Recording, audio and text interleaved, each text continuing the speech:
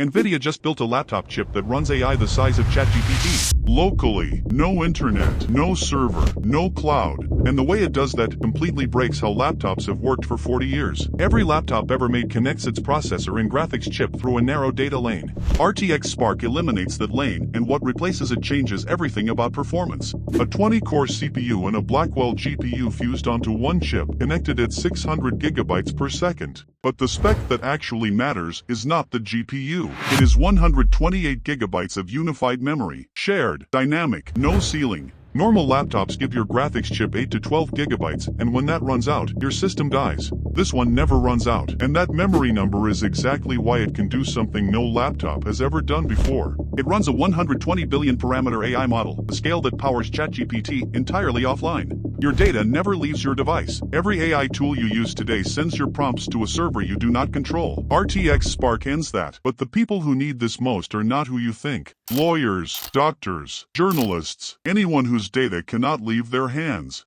For video editors, Adobe is doing a complete overhaul of Premiere and Photoshop for this chip, up to 2x faster. But the gaming spec is what nobody saw coming. RTX Spark's GPU matches an RTX 5070 laptop, 100 plus frames per second at 1440p. Full ray tracing, DLSS 4.5, Valorant, Fortnite, PUBG, all confirmed, in a laptop 14 millimeters thin. Now, versus MacBook, because that is the comparison that actually matters. Apple's M4 and M5 are excellent, proven, mature.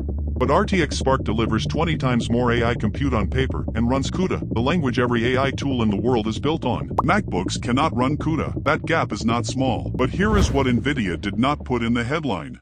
Not every RTX Spark laptop will perform the same. Two identical chips in two different laptops could deliver noticeably different results, depending entirely on how well the manufacturer built the cooling. And most buyers will never know which one they bought. Most games still run through an emulation layer, a 20 to 40% performance penalty until native versions ship. And every number you heard today came from NVIDIA's own stage demo. Independent benchmarks do not exist yet. Oh, and pricing starts north of $1,500. Flagship models push considerably higher. Launches fall 2026 from Asus, Dell, HP, Lenovo, Microsoft, and MSI. This is either the biggest shift in personal computing in decades, or the most impressive controlled demo NVIDIA has ever produced. Follow now, because when the real benchmarks drop, the truth will be very different from the stage, and you will want to already know what to look for when it H.